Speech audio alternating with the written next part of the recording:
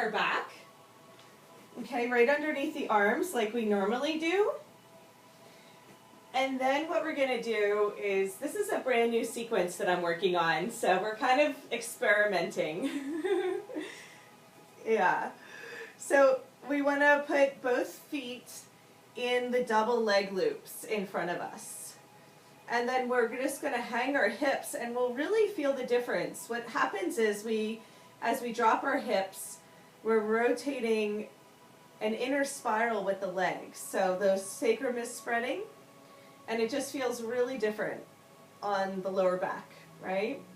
And then from here, let's go ahead and engage with our forearm press to help take pressure off the underarms. And then from here, we're just going to do a wiggle from side to side with the hips. Okay, so we just want to loosen up the hips. It should feel really good on the lower back. Okay? It's just a slightly different sequence, and it's really fun to loop the leg loops together because you actually get a second swing out of it. Okay, and then from here, what we're going to do is we're going to take one foot out and get the leg loop. We're going to separate them. You can just kind of play with it until you get the second leg loop out. And then we can go into one leg loop per foot. Yeah, there it is. And so there'll be like an X in front of us, right? So the leg loops are split. And so what we're going to do with the leg loops at the ankles is we're just going to play with shifting from side to side. And this is kind of like a little bit of a jackknife, right? So the leg loops are looking good. They're at a good height for you. So we don't want them too high, so that's perfect the way they are. You'll just tell if they're too high because you'll get a really deep hamstring stretch, which is not a bad thing, right? So then notice when you pull the legs apart, you're engaging the adductors and using the leg muscles in a different way because they're going to want to spring back together, right? Yeah, so let's just do a couple of those where we're squeezing apart and then exhale, release. So we're working the outer hips here. You can feel that, right? Yeah. It was amazing that you asked to work with the outer hips because this is one of the best. Yeah, this is one of the best. Yeah, best sequences for it. And then we're going to keep our legs wide and just bend the knees, and we come into Baddha Konasana, our swing Baddha, and then have the arms match the legs. So we have the elbows flared out wide, the knees out wide, feet together, and we can slightly lift the hips, just slightly pressure back into the swing to engage and initiate a back bend. Okay? Good. So just gently shift the hips from side to side. Just create a little bit of a banking motion. Okay, we're going to warm up nice and slow since this is new. And let's drop straight down again. Just flex the feet back. So I'm going to tuck in. I'm going to tuck my chin into my chest and just let my body hang. So my hands are still clasped for now. Good. And then we're going to come back into the forearm press, switch to forearms, and then go ahead and repeat that sequence. Just jackknife a little bit deeper now. Just really pull the legs apart with one knee bent, and then shift to the other side and go a little bit deeper now. Oh yeah. Yeah, totally different, right? I'm always coming up with something, so it's great to share it with you. It's hot off the presses. So just notice the difference if you feel anything in the hips or lower back that you want to share. Please do just let me know. Chime in.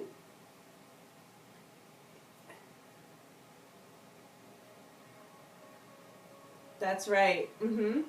Yeah, and so allow the arms to be a little bit more free in the space too, and feel the extension through the fingertips. And pause when you get to one side. I call that freeze frame, when you pause on one side. Nice. Beautiful. Now let's just see if we can come into a side tree here. So we're going to keep the left knee bent. We reach around and we grab, let's just grab the one side of the leg loop. experiment, but the furthest one. So I reach my right hand around and I grab for the left leg loop, but it's all in an X formation. So just grab the leg loop. Yeah. And then push the knee down towards the ground, and then it's a version of side trace. So we're going to revisit some of the poses that we're familiar with, but they'll feel quite different with the new leg formation, the leg loops. Beautiful. All right, now release and come back through center nice and slow. Let's bend the right knee in. So my left hand reaches through, and I grab for just one side of the leg loop. I'm calling it the far side, but you'll notice one side feels better than the other. and then push the knee down towards the ground. Hips are coming forward, and then the arm is allowed to fly out to the side. Good. Just take a moment to come back through neutral. So come into chillaxin arms, and you can practice pulling the legs apart again, and then releasing down. But this time when we pull them apart, we're going to be in a back bend. So just let your heart point towards the sky, shift your head back into your hands, and let the hips drop as much as you can as you pull the legs apart. So it's almost like starfish. But yeah, we're working the hips for sure. Awesome. Yeah, you'll really feel it. Okay, and then go ahead and bring the feet back down, bring the feet together, knees wide. So one more time, I like the swing bata with the diamond shape arms. So we're making a double diamond, right? With the legs and the arms. Beautiful. Okay, great. And this time when we come back through center, right? When we neutralize, our legs are not going to be wide. They're going to be together, right? When they're relaxed.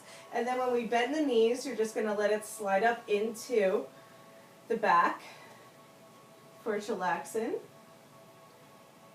And now we're going to just notice here, our chillaxin pose is totally different with the leg loops like this, right? Yeah, so we just, yeah. So we're going to just go ahead and come into the chillaxin arms and just sway a little bit from side to side. It's going to have a different feeling on the hips, so just notice how you can go into some of the sweet spots. If there's any tightness, hang out there. Awesome.